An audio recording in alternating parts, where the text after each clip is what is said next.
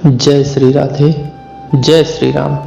आज हम कोई कथा नहीं सुनाएंगे, न किसी प्रसंग का विस्तार करेंगे। आज हम एक प्रश्न चिन्ह के सामने खड़े हैं।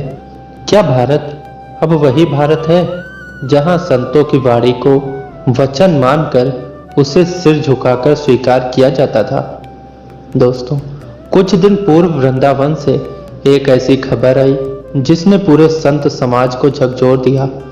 प्रेमानंद महाराज, जिनकी वाणी में भक्ति है, जिनकी वाणी में शील है, जिनके शब्दों से अनगिनत युवाओं ने अपने जीवन को दिशा दी, उन्हें मध्य प्रदेश के सतना निवासी एक युवक द्वारा सोशल मीडिया पर गला काटने जैसी धमकी दी गई, और वो भी इस बात पर कि उन्होंने बॉयफ्रेंड गर्लफ्रेंड जैसी पश्चिमी संस्कृति को भारतीय मूल्यों के विरुद्ध बताया। दोस्तों, जब एक संत समाज को पतन की ओर जाते हुए देखता है तो वह केवल देखकर चुप नहीं बैठता, वह कहता है, पुकारता है, न ही ज्ञानेन सदस्रम पवित्र मिह विद्यते। इस संसार में ज्ञान से बढ़कर कुछ भी पवित्र नहीं है, और प्रेमानंद जी जो कर रहे हैं वह ज्ञान ही तो है। वह आज के युवाओं को चेतावनी दे रहे हैं कि जीवन केवल प्रेम संबंधों में उलझने का नाम नहीं है, बल्कि आत्मा की खोज और जीवन संयम का मार्ग है। परंतु आज का समाज इतना असहिष्णु हो गया है कि अगर कोई संत किसी विषय पर विचार रखते हैं तो उसके गले काटने की बात की जाती है। सत्यम ब्रूयात प्रियम ब्रूयात, ना ब्रूयात सत्यम प्रियम।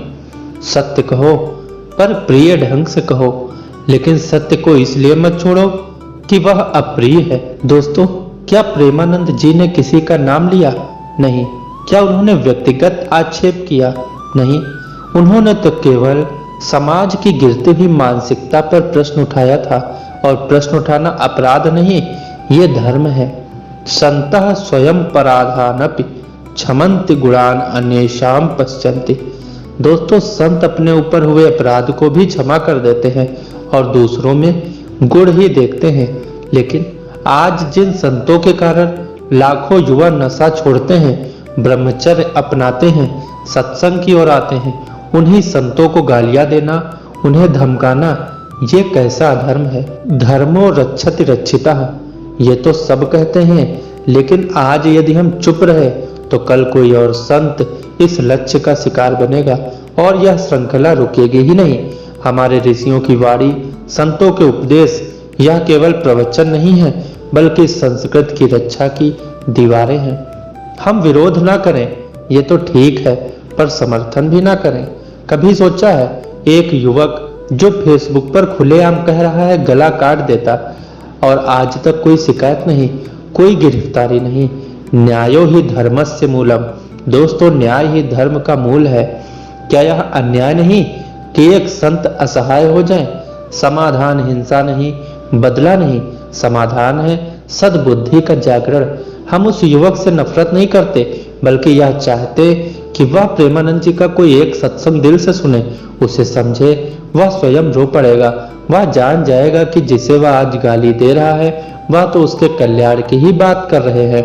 निंदक नियरे राखिए, आंगन कुटी छवाए।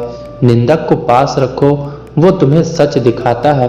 कबीर दासी कहते हैं, लेकिन निंदक और हिंसक में अंतर होता है। प्रेमानंद जी का मार्ग प्रेम और ज्ञान का मार्ग है, और हमें इनके उस मार्ग की रक्षा करनी होगी। आइए हम सब जप मार्ग पर चलने वाले साधक आज एक संकल्प लें, हम संतों का सम्मान करेंगे, हम धर्म की रक्षा करेंगे, और हम अपनी संतानों को भी ये सीख देंगे कि संत को सुनना शौर्य है, ना कि विरोध करना।